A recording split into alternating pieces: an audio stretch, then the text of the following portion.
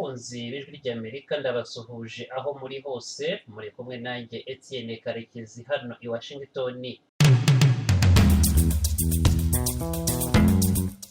Ikiganiro muri Isanga uyu munsi kirakomereza kuri kudeta yabaye mu Rwanda yakuyeho Repubulika ya mbere yisimbuza iya kabiri. Tugeze ku gice cya gatanu tugerageza gusobanuza neza ibyabaye amayobera ku mateka y'u Rwanda. Ibyo birimo kudeta nyirizina, ibyayikurikiye, abayigizemo uruhare, n'aho bamwe mu banyapolitiki bazibiki. Ese ibyo byose biva uwari perezida w'u Rwanda Juvenal Habyarimana yarabizi? Icyo tugamije mu biganiro byose tubagezaho byagiye bifata isura yindi uko bikurikirana, ni ukubagezaho amateka atagoretse. Burya amateka agoretse arateranya, ntiyubaka, ntiyunga abanyarwanda n'igihugu cyabo. Dutekereza ko n'uwaba agikomeza kugoreka amateka abigambiriye, turavuga muri iki gihe tugezemo, arubakira ku musenyi, ntacyo afashaho abanyarwanda kuko kera kabaye abariraye bazaribana. Ibi tubagezaho ni intangiriro, ariko kandi tunabashimira mwese aho muri, icyizere mutugirira n'inkunga y'ibitekerezo mu gutera umunsi ku wundi. Nanone nsabe umunyamakuru wacu Venuste Nshimiyimana akomeze abagezaho ikiganiro kuri kudeta. Venuste, mikoro ni yawe. Urakoze cyane Etienne Karekezi, mbahaye ikaze mwese mukurikiranira hirya no hino ku isi ijwi ry'Amerika. Dukomeje ibiganiro byacu ku mateka yanditswe n'ihirikwa ry'ubutegetsi mu Rwanda muri 1973. Muri kino kiganiro turumva ubuhamya bw'umubyeyi wapfakaye akiri muto. Navuye nabe nsenka nari umupfakaye gode tuvuga niki. Ababanze bihagije twageze mu mbativamo. Turumva kandi Andrea Sebatware uvuga ko ari we wa mbere wabwiye Perezida Juvenal Habyarimana ko hari abantu biciwe mu Rwabayanga mu karere ka Bugesera. Nari prive i Kigali, noneho niza kuza kubona raporo y'ababurugomesi wa komine Gashora avuga ko hari abantu benshi bari mu rwego. Turumva kandi ubuhamya bw'uwahigereye. Iyo mirambo yari intact, abantu bari bambaye n'amasaha, bari bambaye amasaha agaragara, ariko aratangiye kubyimba inda no mu maso tubona babyimbye. Ndetse n'andi makuru mashya y'ahandi bajugunywe mu kaguhe hafi y'ikigo cya gisirikare cya Bigogwe. Turutse mu Ruhengeri tugana ku Gisenyi ndi kumwe na Perezida Nyirazo, tureze mu Ijenda umanuka ugana mu Bigogwe, yanyeretse ahantu nicyo cy'ikibaya, mbese arambwira yuko reportise ba kera babashyize aho ngaho agoshe turarutenya umanuka muri iyo vale kubahita mu Kaguhe. Ikibazo mwese mwibaza, Perezida Habyarimana yaba yarabimenyaga? Ninde wishe abanyapolitike wabo muri Gitarama? Ati yewe, abo bantu barabanyica. Ndatarakazi Monsieur President bakurikiranye abantu, ntabwo uza babishe. Arambwira ati ntabwo biza, ariko biraboneka, tugaragara ko bahari. Ibyo ari byo byose ngewe uko mbibona bishwe na leta. Izo nizo ngingo nkuru z'iki kiganiro muri Isanga. Muri Isanga ni ikiganiro cy'ijwi ry'Amerika kibanda ku bibazo binyuranye byo mu karere k'ibiyaga bigari bya Afurika. Ikiganiro gitumira abantu bo mu nzego zitandukanye bagasubiza ibibazo by'abakunzi b'ijwi ry'Amerika. Je ndi mu ntara ya Muyinga aho bita muri komine Giteranyi aho bitatura. Ndi hano Kampala, Uganda.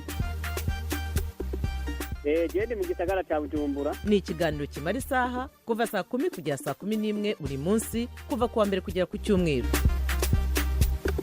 Dutangiye iki kiganiro twakira umutegarugori Nabagweranye yabuze umugabo we Hodari Alipe, wari umuyobozi mukuru ushinzwe ubutegetsi n'imibereho myiza y'abaturage muri Presidence.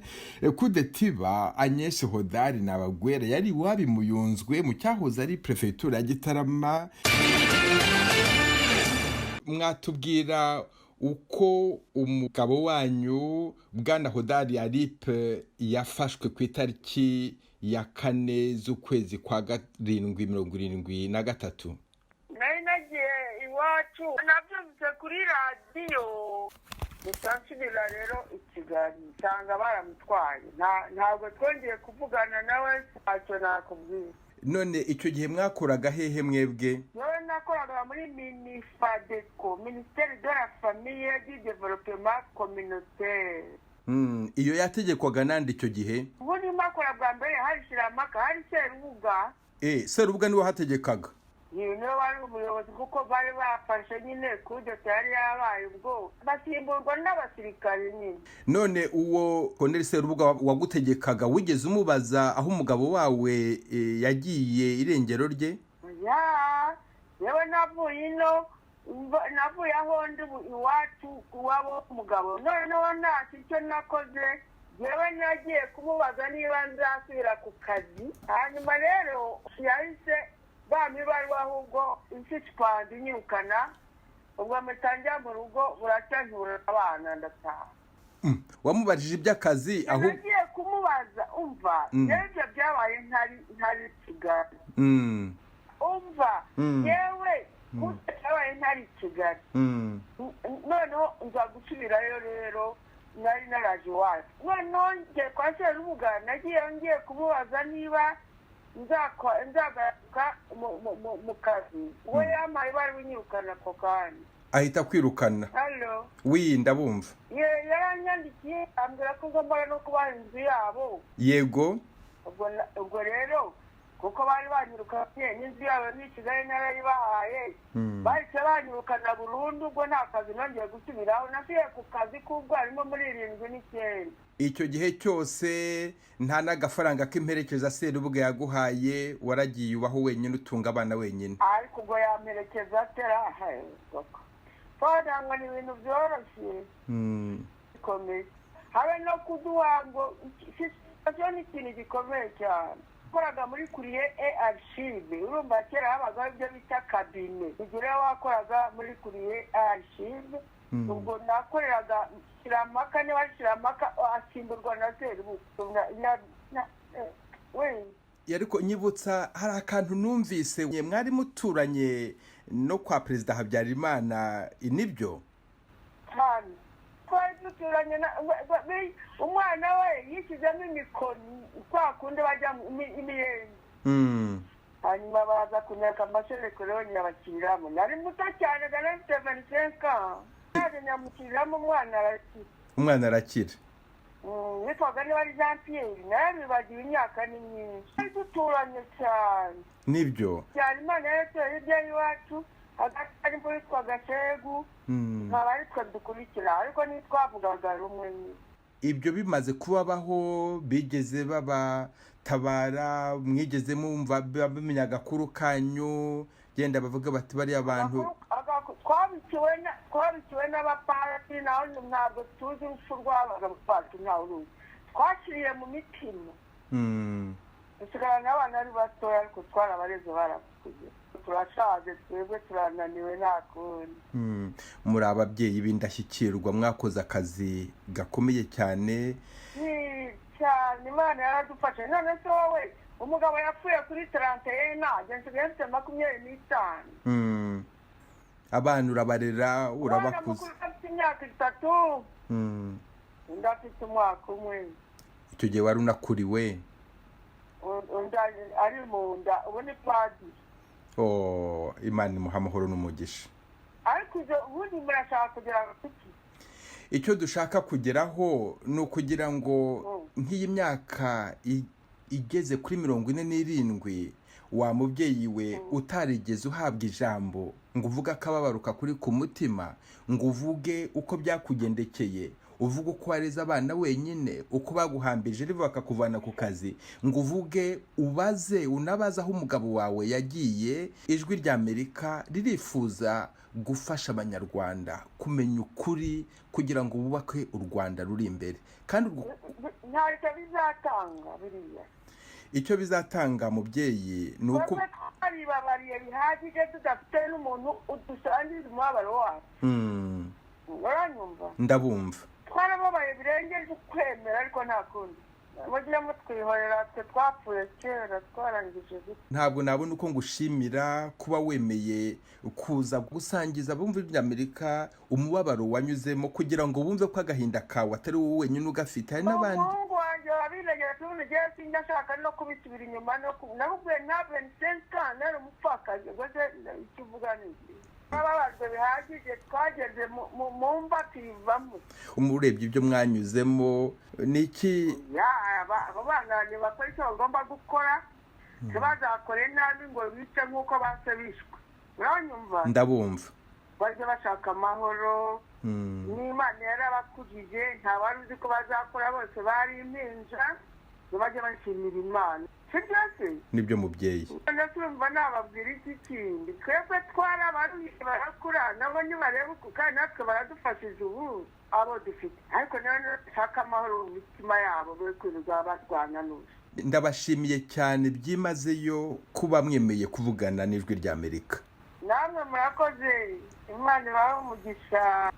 Madame Nabagwera kimwe n'abandi bapfakazi bagera kuri 60 n'imfubyi amagana bamaze imyaka 47 bibaza aho babo bagiye, kubera ko twabonye andi makuru mashya bitewe nuko Ijwi ry'Amerika ryiyemeje gucukumbura ubudahwema nibyo twabasezeranije. Ntitwifuza ko hagira ugoreka amateka y'ibyabaye kuko amateka azaza yazabimubaza. Mu kiganiro giheruka twababwiye amakuru y'abarasiwe mu Rwabayanga. Reka nongere mbumvishe icyo Colonel Laurent Serubuga wari wungirije umuyobozi wa Etat Major yabivugagaho.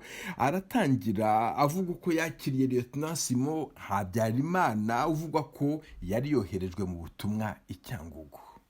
Lieutenant Habyarimana mbona araje amate ati mvuye i Cyangugu, ati hari abantu umunyarukiko mpaye ngo tubabarize ino i Kigali, ati kuko president y'i Cyangugu nta security ifite.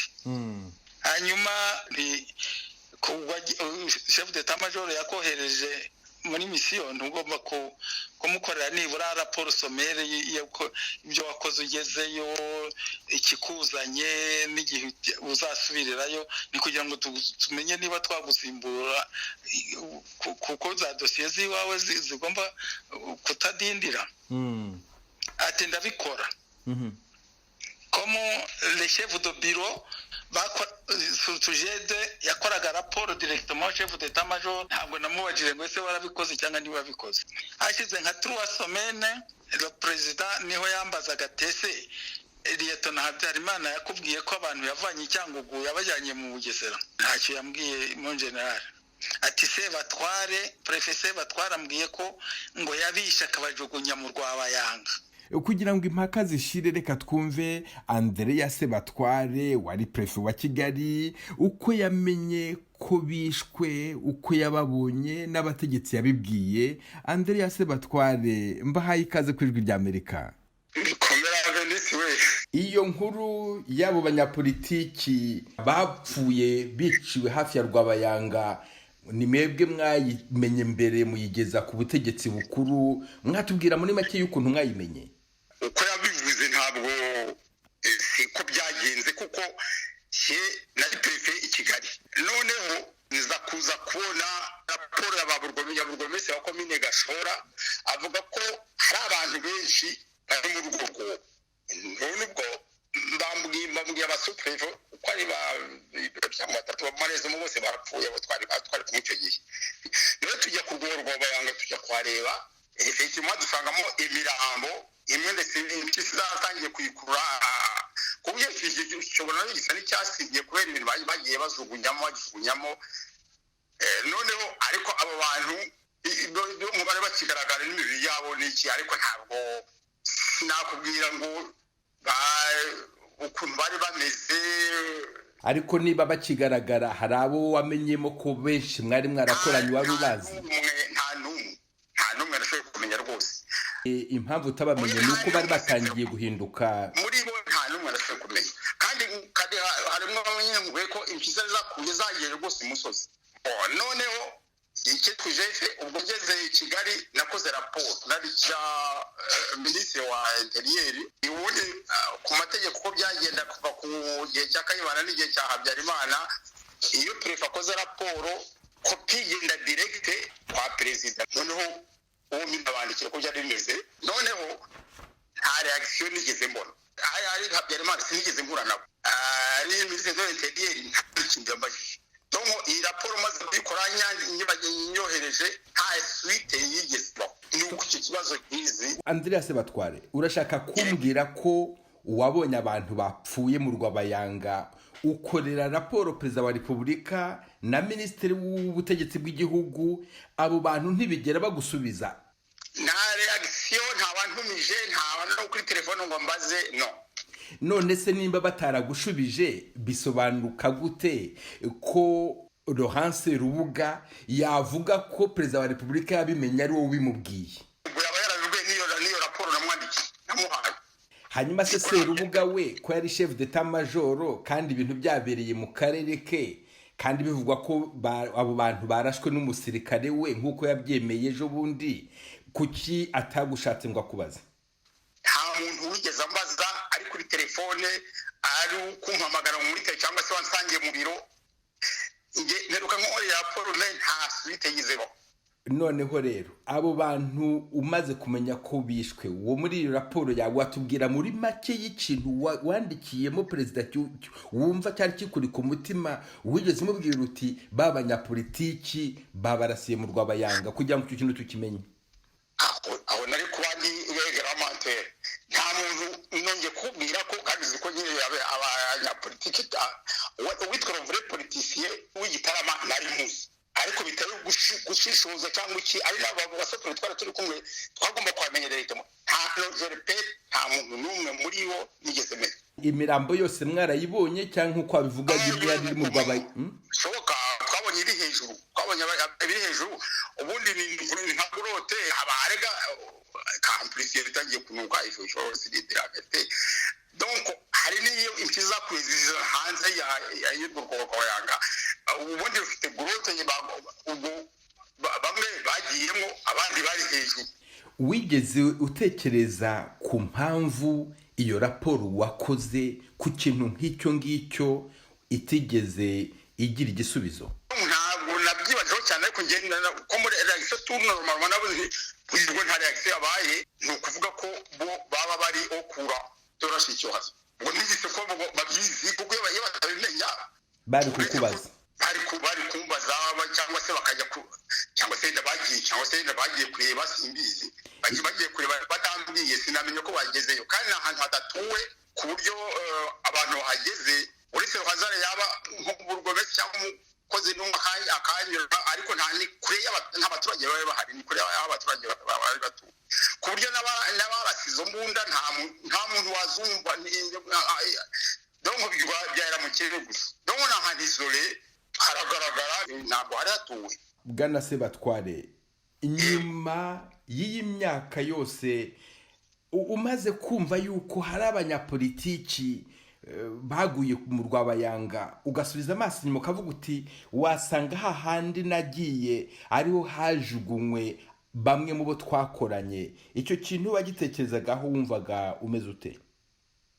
Ngewe uko uko wari Kigali abizi reguru zagendera zivuga mu regiriyeroma, bavuga ko babiciye muri piso. Ntabwo nigeze numva ntuvuga ko hari abapolitisi baje mu Bugesera, ntabwo nigeze byumva rwose. Ahubwo reguru wiko musare ariko rezwidire bon bavuga ko urabona hari igihe amabandi yigeze ku ibyo by'amabandi nibyo Serubuga nawe yavuze, ariko tuza gusanga yego ibyo by'amabandi hari amabandi yigeze gushanaho yahagurukiye, donc yoperaga mu bihugu bitatu, mu Rwanda, muri Kongo no mu Bugande, kandi akaba certification. Abo rero le principal hari witwa Rutare we bamurasiye mu gace ko ku Murindi hari. Urabona na wundi bakundaga amabandi yagendaga acunga mu ngorofani ruteruzi. Uwo rero nawe nicyo gihe yamugari agomba kuba icyo gihe bamukurikiye, sinzi niko rero babivuga, ariko ubona mundaga n'amabandi amucunga mu ntuza mu ngorofani. Ariko we na Rutare nibo ngo bari abashefu b'abamabandi. icyo gihe bagomba kubarizwa mu bantu benshi kandi nyuma yaho ntabwo byongeye kuba nko byasanzwe. Nawe urashaka kumbwira nka Serubuga ibyo yambwiye yabanje kumbwira ambwira ko abo bantu bari amabandi? Yewe amabandi nzi wari umutware wabo muri icyo gihe cyagiye bava ngo gutera Gatarina. Urabona ndi mwaka ngo batera Gatarina. Abanyakigali hafi ya bose babaga umuntu yajaga mu rugo azi ko n'ibitona atari busohoke abatuye dora ville cyangwa se muri perefegitura. Umubandi bishe ku mugaragaro bakabivuga bavuga ko utashoboye kumufata ahubwo banze ko bacika baramurasa abapolisi n'urutare. Ariko ibyo kuvuga rero ko bariya bigo mu gisara ko ari amabandi ntawe abimiriye. Ko wari prefe wa Kigali kandi Kigali muri 1930 muri prison nkuru ya Kigali hari abanyapolitiki bahafungiwe. Hari abanyapolitiki waba waramenye ko bahafungiwe nk'umwe cyangwa babiri? Ntabwo ngiye kugenzura kuko ntabwo urabona nari maze kumenya ibyabaye ku bandi ntabwo nigeze kujya ku. Wari umaze kumenya ibyabaye ku bandi no kuvuga iki? Urabona bimwe bya bamuvoma babuza kujya gusura amapiso. Urabona ntuza Nkurunziza twe twari tunaturanye we rwose yamutekereje uko byamugendekeye. Ariko rero uretse ko kumenya abari bafungiye odepare abari bafungiye muri prison y'i Kigali nabonye muri yahise yigeze gusohoka yanditswe n'imbaho. Ntabwo bigeze bamenya abantu babo aho barengeye, ntibamenya aho bahambwe. N'abantu bagifite icyo kintu cy'intimba ku mutima kandi icyo tugamije ni kugira ngo tubafashe kururutsa imitima. Nicyo wababwira? Ariko sincerement umuntu wabaye kuriya umwana wari umeze neza akabija kwibona ari mu kire ari mu hanze. Uretse ko bagize Imana bakaba barakuze ndetse bakabona yenda nuko biga abandi hari n'abatarashoboye kujya kwiga. Uretse ku magambo gusa nta ikintu se navuga ikiza cyose cyane gikwiye kubakorerwa bari bakwiye kugikorerwa. Ni ikihe koma simbizi, ariko ubundi njye nifuza ko icyo bifuza babona gishobotse bari bakwiye kugihabwa. Andrea Sebatware ndagushimiye cyane ku bw'aka kanya wahaye Ijwi ry'Amerika. Urakoze nawe Venus.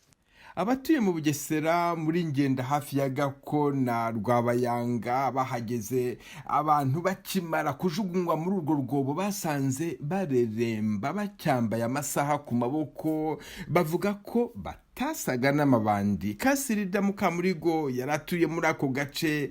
Kaze neza ku Ijwi ry'Amerika. Murakoze cyane. None navugaga rero ibyabo bantu batawe mu rwobo rwo mu Rwabayanga, nagira ngo mutubwire hari icyo mwabonye mwakunganira Sebatware byavuze n'abandi bagiye baduha ubutumwa ku bantu bahajugunywe.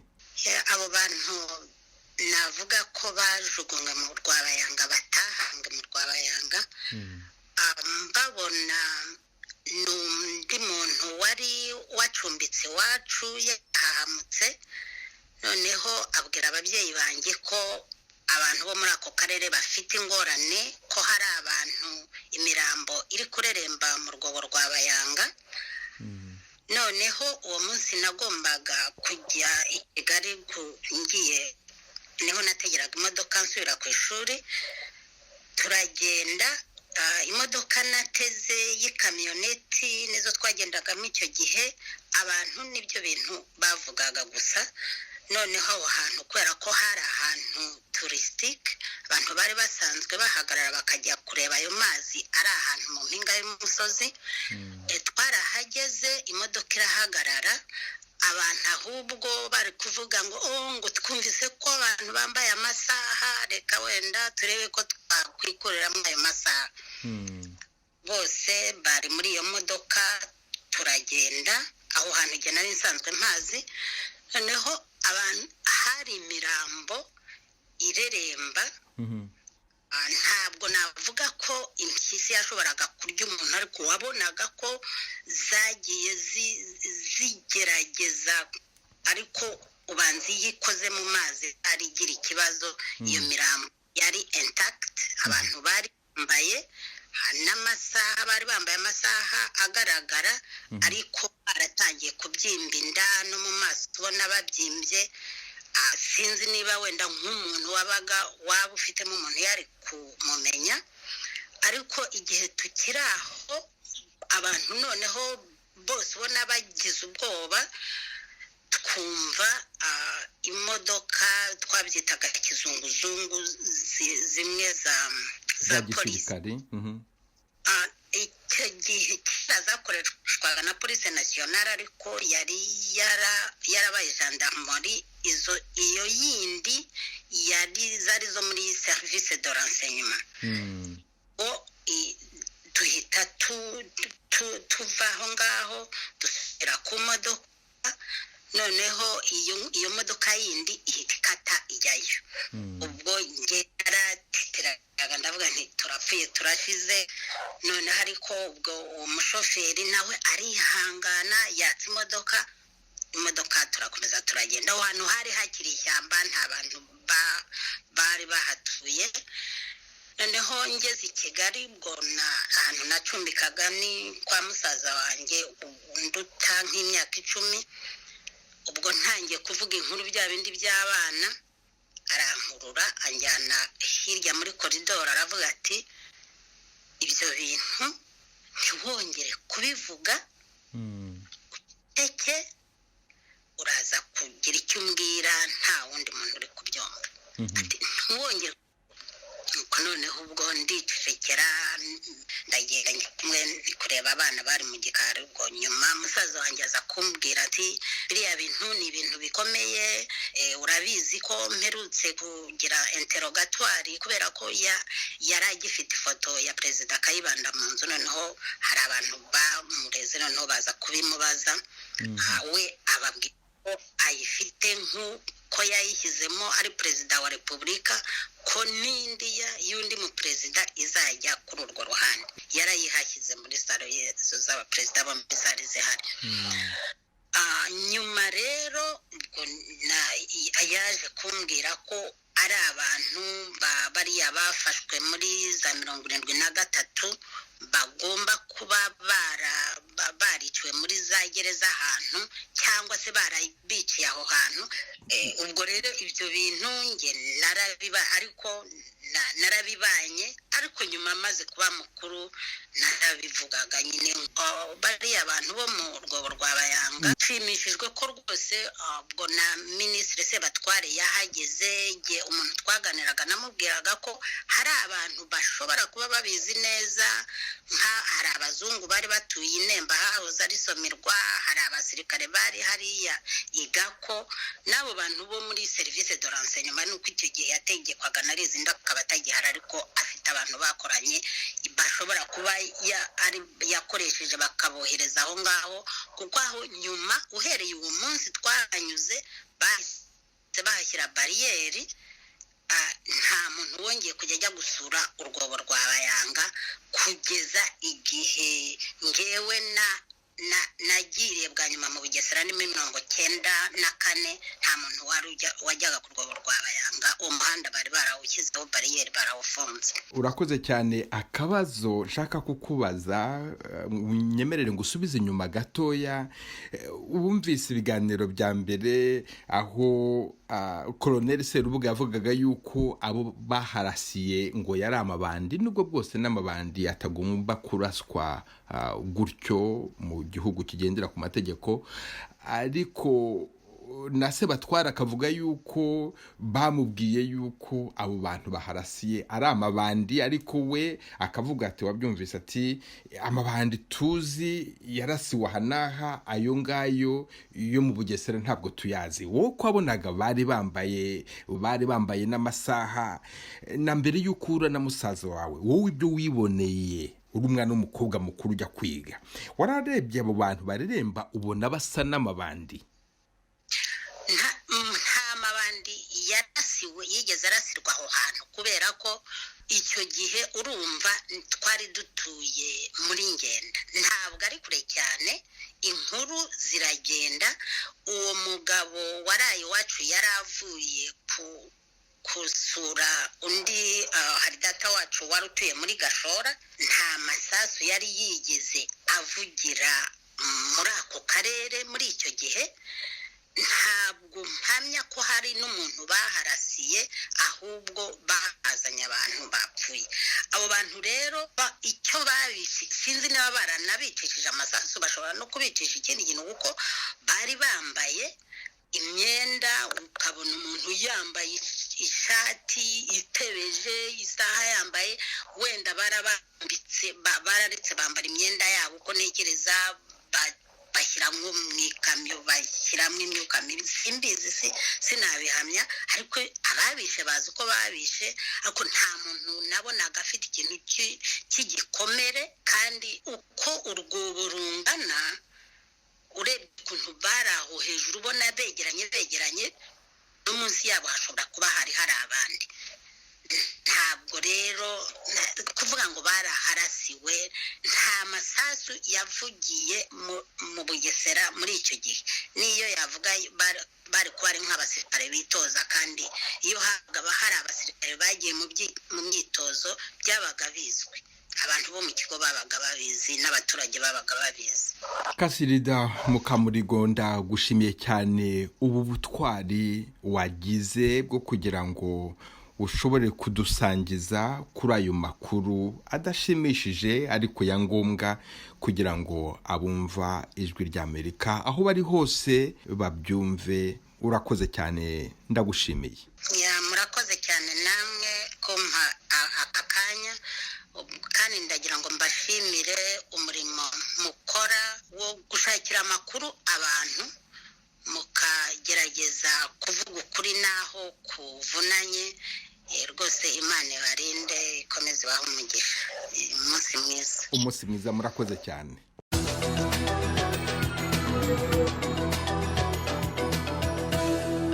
Washington, ijwi ry'Amerika.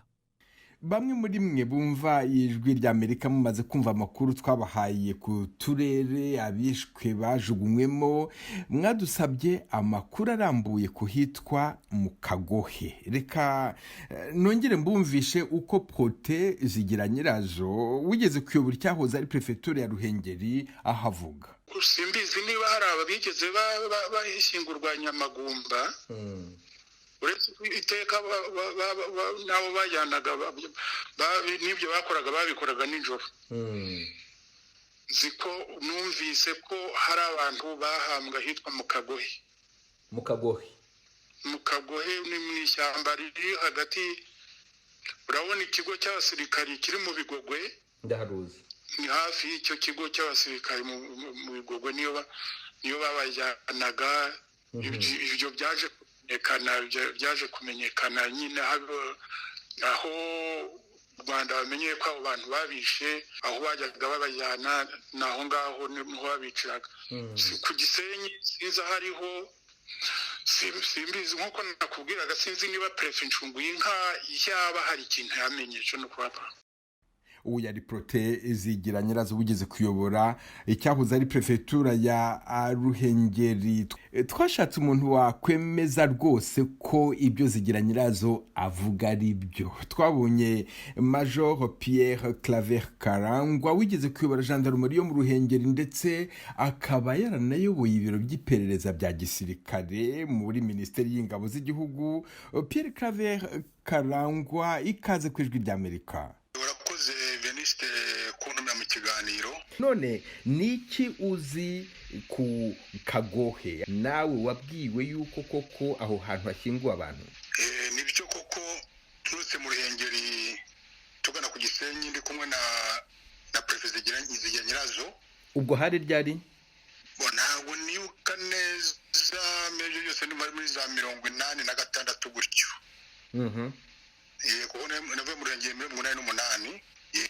Tureze mu Ijenda umanuka ugana mu Bigogwe, yanyeretse ahantu hari vare Ankese iri hagati, navuga wenda umusozi wa Jenda n'ishyamba rya Gishwati ni ikintu cy'ikibaya mbese ubona ko kigabanya mbese Jenda n'ishyamba rya Gishwati aho abasirikare bo mu Bigogwe nyine bigiraga kumasha nuko agutungira agatoki ati ni hariya arambwira ko mbese yuko les politiciens ba kera babashyize aho ngaho agoshe turarutse nyamanuka muri iyo vale ko bahita mu Kagohe urumva nta kindi kibazo nyine nongera kuko ni oya buretse gato buretse gato munyuza aho ngaho mu Kagohe arakubwiye ati dore aho abanyapolitiki bo muri 73 bahambwe ntabwo wigeze umubaza uti bahahambwe ryari ni bande bahahambwe muri icyo gihe nyine tuvuga ntacyo namubaje ako kanya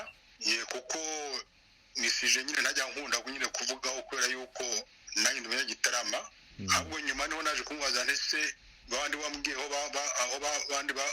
bahambye abantu mu Kagohe ni hahambwe bandi ambwira yuko atamenya bahambwe kubera ko ababajyanaga nijoro kandi ko ari abasirikare ati ababamenya nabo bajyanye kujya kuhabajugunya ntabwo wigeze umubaza abo bantu bari bafungiye muri iyo gereza ya Ruhengeri niba hari abari bafungiye ku Gisenyi bavanwaga ku Gisenyi bakajya guhambwa ahandi hari n'abavanwaga mu Ruhengeri bakajya guhambwa ku Gisenyi biraruhije neza kumenya wahambwe hehe na ryari ariko umenya abasirikare babajyanye wamenya nabo bajyanye oya icyo kibazo nawe nakimubaje kandi ndi murenge ntabwo nigeze nshaka kugikoraho mbese enquête ko nabonaga nyine ari dosiye mbona itoroshye ubwo ariko hakurikirana yazagera akazamenya abasirikare bajyanye aba ubwo ibintu byatangiye kuvuga ariko nubwo bwose wari umunyagitarama wari ubibwiwe n'umuntu w'umunyagisenyi nta turere twari tukirimo hagati yawe na Zigira Nyirazo no kubikubwira nuko ntiyigeze tekereza yuko uri umunyagitarama yari abikubwiye nk'umunyarwanda agira ngo byumve yenda agira ngo munabiganireho oya nta kiganiro twakoze rwose kirambuye kuri icyo kibazo byahagarara aho ngaho ariko ubu ngubu iyo ushuje amaso inyuma ukabitekerezaho ndetse ukumva mbikubaza uyu munsi wumva ari ikintu gikwiye uko abo bana abo buzukuru abo bapfakazi bamenya aho abantu babo bashyinguwe ni ikintu gikomeye cyane kuko nishyize mu mwanya wabo gutakaza umubyeyi wawe agapfa utazi aho wamuhambye ni ikintu gikomeye cyane yibura ubashije kubona aho yibura aho bamuhambye ukashyira akarabyo yibura waba ukoze ideye yawe nawe umutima wawe nawe ukaba ugiye mu gitereko wigeze wongera kuganira ndashaka kumenya icyo mwabiganiriyeho nyuma yabyo hari ikintu mwigeze mubiganiraho ku buryo wabonaga ari ikintu avuga ati cyabaye kitagombaga kuba nibyo nyuma y'aho mutangiye kuyuzana kuri Voix de l'Amérique twakivuganyeho nasanze rwose nawe ambwira ko mwavuganye kandi bihagije kandi akavuga ko yakubwiye nyine ibintu nyine uko yabibonye byose ntacyo aguhishe kandi numvaga nawe ari ikintu kimubabaje yifuza yuko iyo dosiye rwose yajya ahagaragara cyane cyane abarenganye bakarenganurwa. Pierre Claver Karangwa ndagushimiye cyane mbikuye ku mutima gahoreho bakagira Imana Veniste Imana igufashe. Nibutse ko bamwe mu bavugwa ko bajugunywe mu ishyamba ryo mu Kagohe babaga bakuwe muri gereza ya Gisenyi cyangwa se ya Ruhengeri nk'uko twabibwiwe na Apollinaire Bikorimana wigeze gushinjwa gushaka gukora kudeta muri 80 ndetse akanabifungirwa hamwe na Major Rizinde. Icyo gihe Bikorimana yari kapiteni, yatubwiye izina ry'umusirikare wabatwaraga avuga Ntuyahaga kubera ko iryo zina risangiwe n'abantu benshi. Tubisabwe n'imiryango ya bamwe muri bo twamusabye kugaruka akadusobanurira neza uwatwaraga izo mfungwa. Ntuyahaga wari muri promosiyo ya 12 akaba yarakomokaga muri Karago, akaba ari umusanzuro wa Habyarimana, umugore witwaga Maria yavaga indimwe na madamu Agatha Kanziga amarerezoma. Ntuyahaga n'uwo Maria umugore bitavye Imana. Uwo Ntuyahaga rero amuha information yari kwiga indege mu Bubiligi. ntuyahaga no muri poromosiyo ya 12 naho uwo ntuyahaga uvuga wundi ukiriho no muri poromosiyo ya 13 we akaba yarakomokaga ku Kibuye muri komine Mabanza. Urakoze cyane gukosora, ndagushimiye bwana Apollinaire Bikorimana. Nawe urakoze bwana Veniste.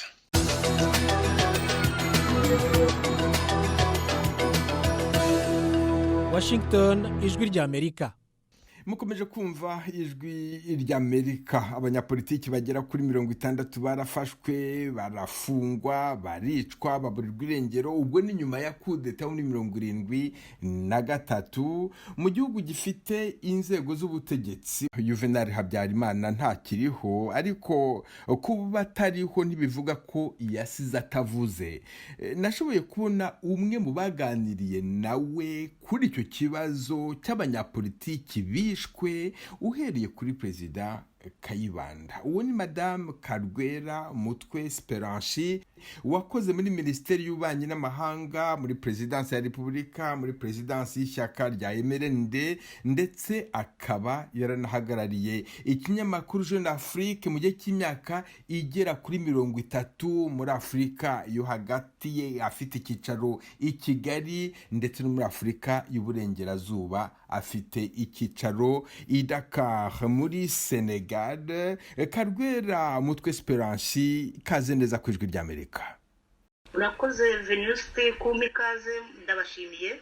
Nkwakiriye uyu munsi nk'umushakashatsi, ndasobanurira bumva ijwi ry'Amerika. Umushakashatsi kubera yuko ni wowe wafashije cyane umwanditsi uzwi witwa Baudouin Paternostre de la Mérieux, akaba yaranditse igitabo cyitwa Toute ma vie pour vous mes frères, ubuzima bwanjye mbakorera mwebwe bavandimwe banjye. N'igitabo yatuye Perezida Kayibanda, yanditse ku mibereho no ku buzima bwe. Ukaba ari wowe wamufashije gukora ubushakashatsi kugira ngo ubigereho, wifashishije abantu bari bazi Kayibanda benshi b'abanyapolitiki, barimo na Perezida wa Repubulika y'u Rwanda Juvenal Habyarimana. Akaba yaravuzwe cyane muri kino kiganiro, ikaba niyo mpamvu nifuza kukubaza,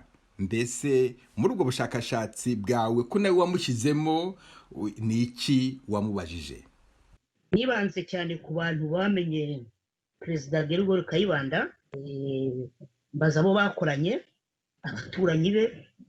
Sinashoboye kubaza abana be kuko Piyo niwe nibanzeho, ntiyagize icyo antangariza, ariko abandi bose nabajije barenga 30 bageze icyo batangaza.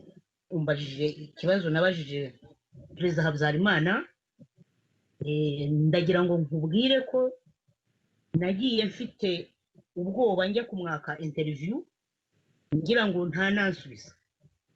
Ndamubaza ntese mwazemera kuba mubo nzabaza zerekeranye n'imibereho ya Perezida Gerigori Kayibanda, kubera ko mwakoranye kandi cyane cyane wamuvanye no ku butegetsi.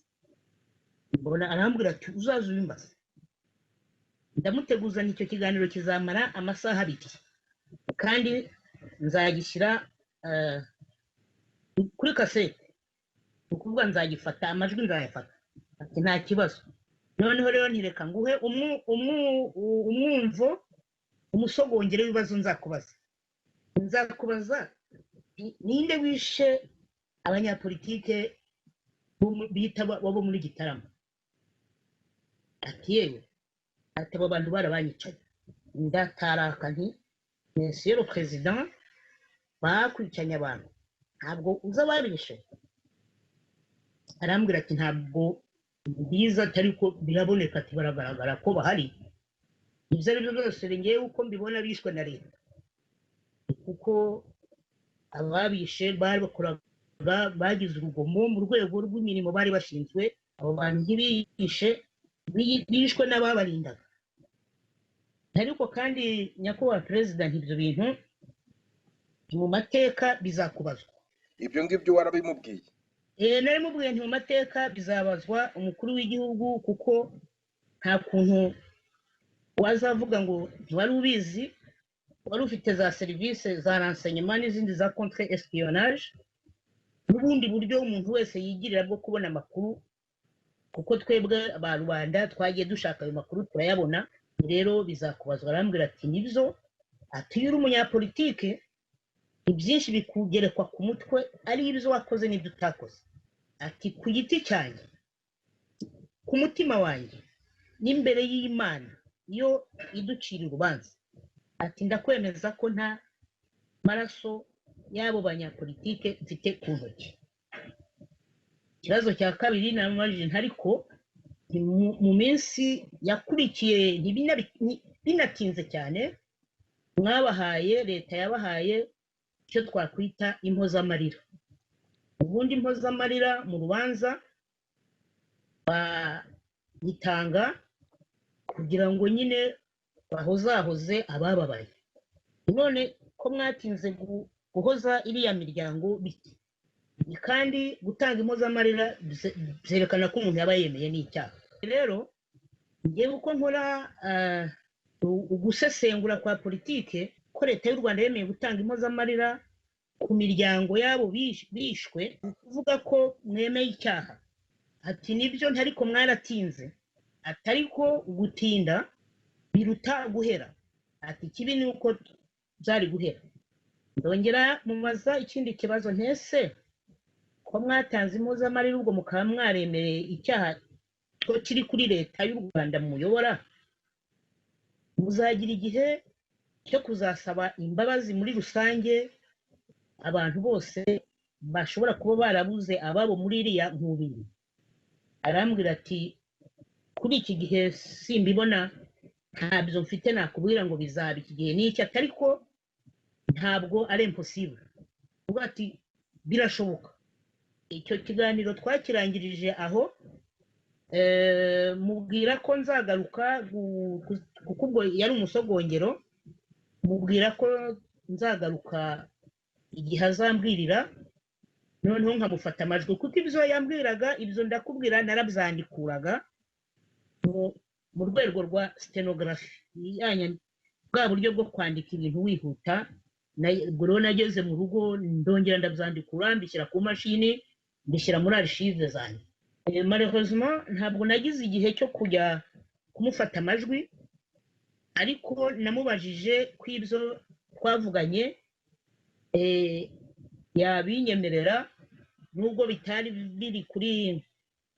bitari bifashwe mu majwi kuko abandi bose nabafashe amajwi usibye abantu batatu ari Habyarimana n'abandi babiri ariko abazashaka wenda inyandiko zabo cyangwa imvugo zabo ibyo bavuze nabiba.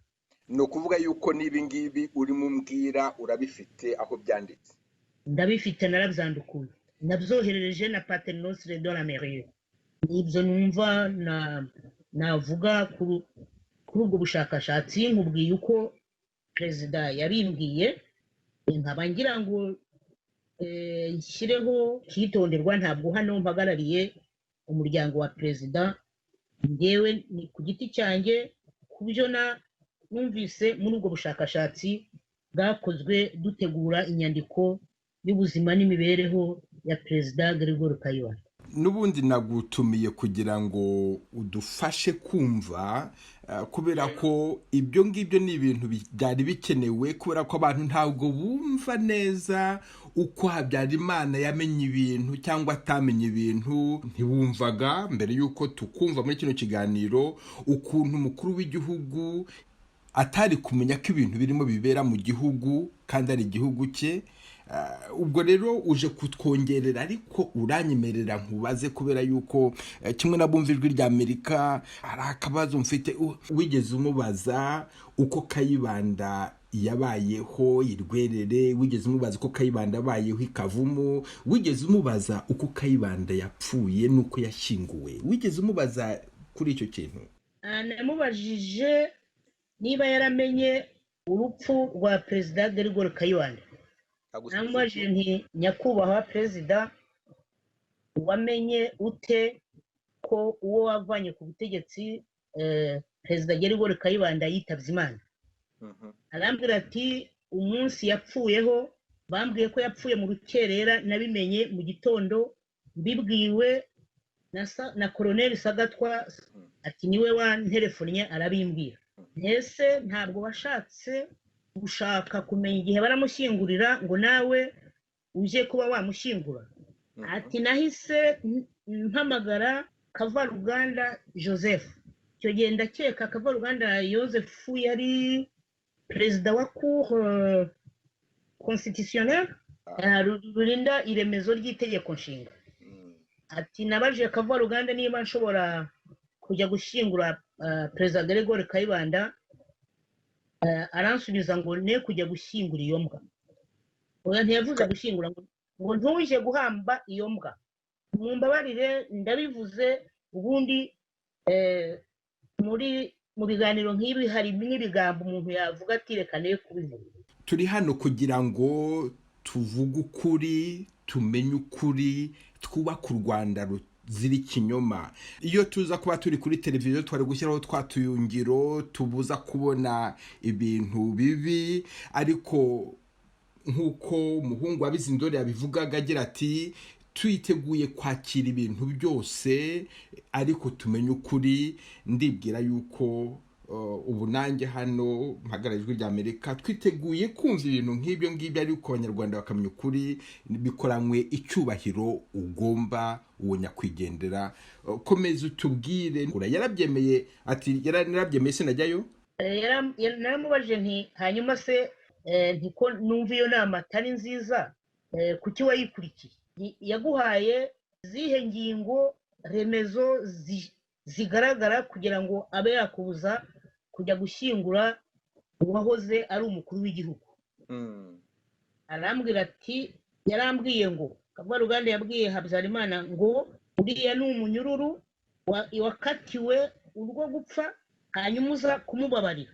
Ubu none se wiyemeje ko buri munyururu wese uzajya upfa mu Rwanda uzajya ujya kumushyingura? Ariko Gregoire Kayibanda ntabwo yari umunyururu usanzwe. Cyambere na mbere ntiyari agifungiwe muri prison, yari afungishijwe ijisho iwe. Ubwo rero nge ntabwo namufata comme vulgaire prisonnier. Ntabwo zumvikana kuba utaragiye kumushyingura. Ati nagiriwe inama n'umuntu ushinzwe iby'amategeko, nuko bizagenze. Ntese wewe ntugiyeyo monsieur le président, hari intumwa ikomeye ifite umwanya ugaragara muri leta y'u Rwanda waba warohereje kuguhagararira. Arambwira ati hagiyeyo Colonel Sagatwa, ariko ntabwo ntisuka umusuzugura, ariko nta reme yari afite mu butegetsi. Ni umwanditsi, ni umukarani wawe, ndumva igarade itari ihagije. Arambwira ubwo urumva hari amakosa mukora rimwe na rimwe, mbabariye nti nk'iryo ndabona barakugiriye inama mbi. Arambwira ati mu buzima il faut s'attendre à tout. Mu buzima witega byose, ntabwo wakwitega ibyiza gusa, harimo n'ibibi bikorwa. Nuko byagenze. Arambaza ati tumaze kubaza abantu bangahe? Icyo gihe nari ngeze nko ku bantu 20 muri 30 nagombaga kubaza. Yifuza agira amatsiko yo kumenya ibibazo ngenda mbaza, abimubwira ko buri muntu mugenera ibize nkurikije uko nabo uko nzi, uko nabwiwe cyangwa uko namenye imibanire ye na Perezida Gregoire Kayibanda. Mubwira ko ibibazo bose ntababaza ibibazo bimwe. Umushoferi we witwa Ndindiri naragenda mubaza nti mbwira Kayibanda yari umuntu ki, umuvane mu gitondo umugeze nimugoroba.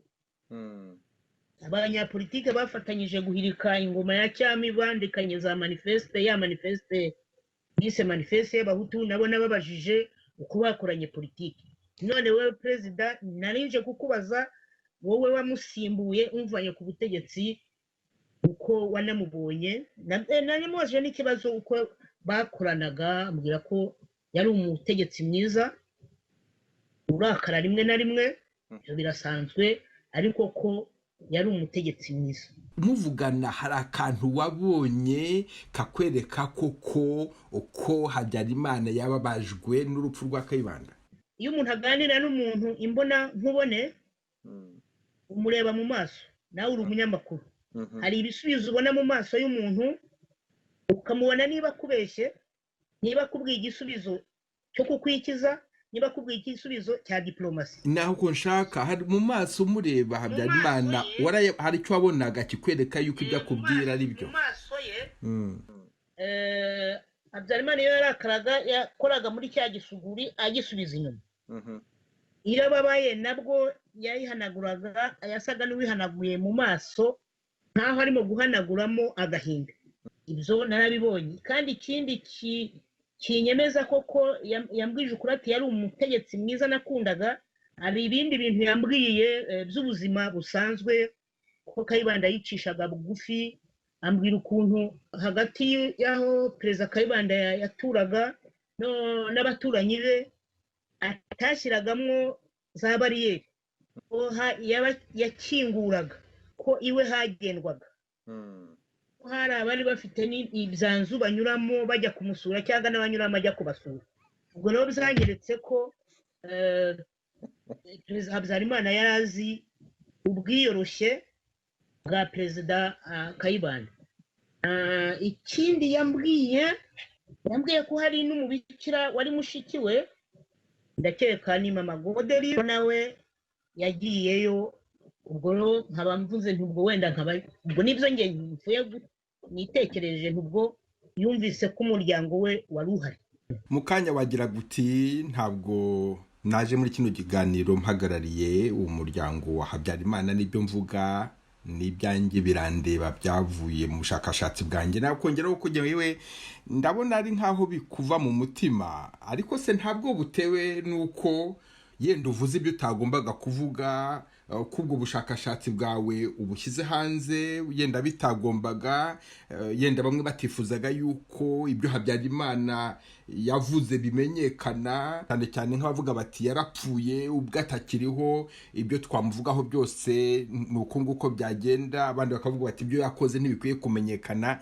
Ntabwo ufite yuko bishobora kukuviramo ingaruka mbi kubera yuko wavuze ibintu wabwiwe n'umukuru w'igihugu? Iyo nza kuvuga ibintu nabwiwe n'umukuru w'igihugu mu rwego rw'akazi nari nshinzwe, byantera isoni, kuko hari naba nciye ku itegeko ry'ibanga ry'akazi rigomba kutugenga kugeza tugiye mu mva. Ikindi ntabwo bamfite bwo kuba natangaza ubushakashatsi bwanjye, kuko n'ubundi nzandika igitabo. Muri icyo gitabo rero ibyo nabonye mu migendekere y'igihugu, mu mibanire y'abanyarwanda, baba abanyapolitike cyangwa se abatari bo, nzabishyira ahagaragara. Ntawe mbeshyeye, uzumva namubeshyeye icyo gihe afite uburenganzira bwo kujya kubishyira imbere y'amategeko. N'ubu n'uwakumva iki kiganiro akumva ko hari aho kimubongamiye, yazajya kubishyira mu mategeko, nziburanira. Ibyo rero ni ibyo nakoze mu mwuga w'umunyamakuru, nawe urabizi. Ibyo tubonye twe turabivuga.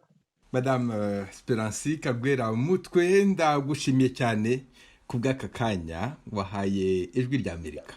Nanjye ndagushimiye cyane kuba wangize umutumirwa wawe muri uyu mugoroba. Urakoze.